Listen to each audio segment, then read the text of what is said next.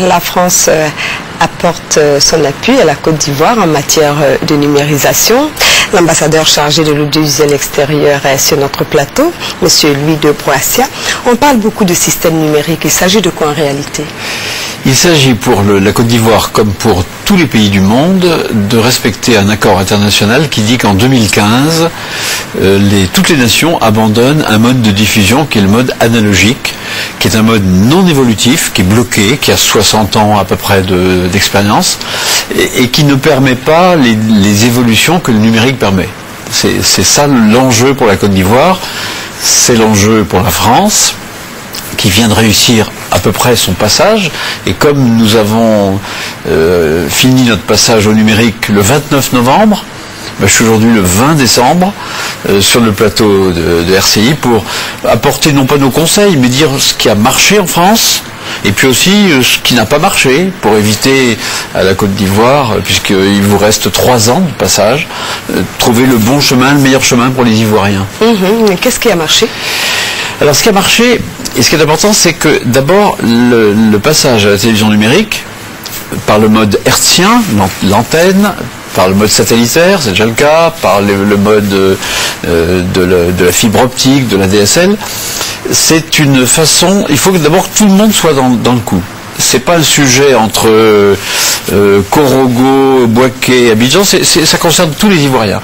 Ça concerne aussi les jeunes qui sont facilement branchés, qui comprennent tout, et les populations âgées qui trouvent que ça allait encore très bien pour elles. Bon. Donc c'est une occasion de consensus national. C'est aussi l'occasion pour définir une nouvelle offre télévisuelle. 2 chaînes aujourd'hui, 3 chaînes demain, des chaînes sur le sport, des chaînes peut-être privées, publiques. Bon, un nouveau mode d'organisation, une nouvelle offre. La télévision numérique, c'est aussi une qualité d'image et de son qui est irréprochable.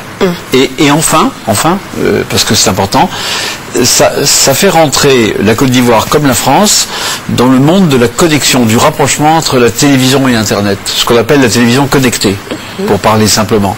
Voilà, vous entendre, c'est le système parfait, mais il a des inconvénients, Alors, merci de le souligner, il y a des modalités qu'il faut, vous avez tout à fait raison, il faut que les populations qui sont les plus fragiles, par l'âge, par le revenu, il va falloir qu'ils achètent un adaptateur.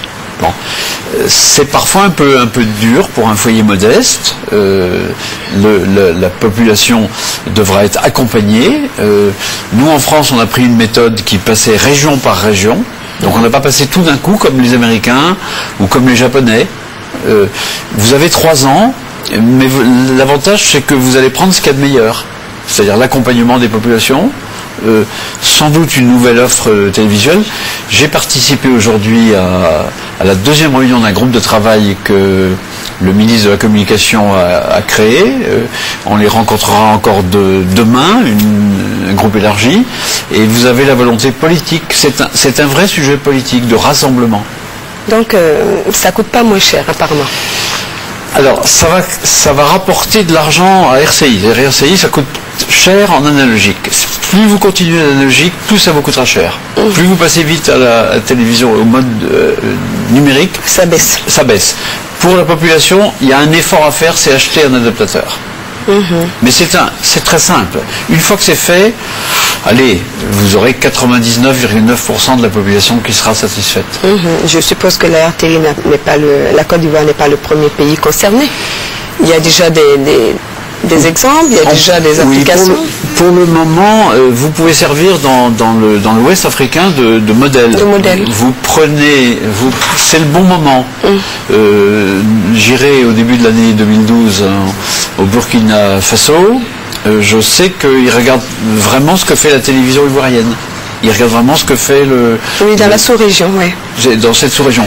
Et un peu comme la France s'est inspirée du modèle anglais, en allant plus vite que les Anglais, en les dépassant, je pense que la Côte d'Ivoire prendra le meilleur du numérique. Il y a un délai qui est fixé pour que tout le système de la sous-région passe au numérique. Qu'adviendra-t-il d'un pays qui n'est pas prêt à cette date? Eh bien, il y aura des brouillages. C'est-à-dire que la télévision, aux frontières, on n'arrête pas les ondes. Vous avez des frontières, la France a des frontières. Je prends l'exemple de la France et l'Italie. L'Italie avait dit qu'elle respecterait l'accord sur le numérique. L'Italie a pris du retard. Du coup, l'Italie est brouillée par les ondes françaises. Donc il y aurait un risque d'un brouillage et d'une mauvaise réception. Et puis surtout, la population ivoirienne qui ne serait pas passée ne profiterait pas de l'offre numérique, qui est le mélange d'Internet et de la télévision, qui est la vraie évolution de la télévision auquel la télévision ivoirienne doit se préparer.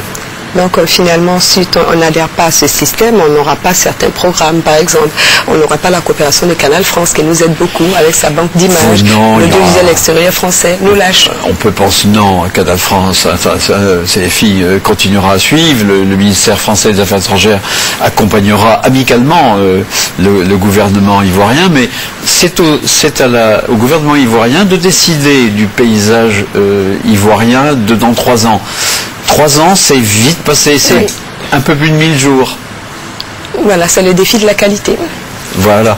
Merci beaucoup. Merci. Merci d'avoir accepté notre invitation. Je recevais M. Louis de Broassia, qui est ambassadeur chargé de l'audiovisuel extérieur. Merci, madame.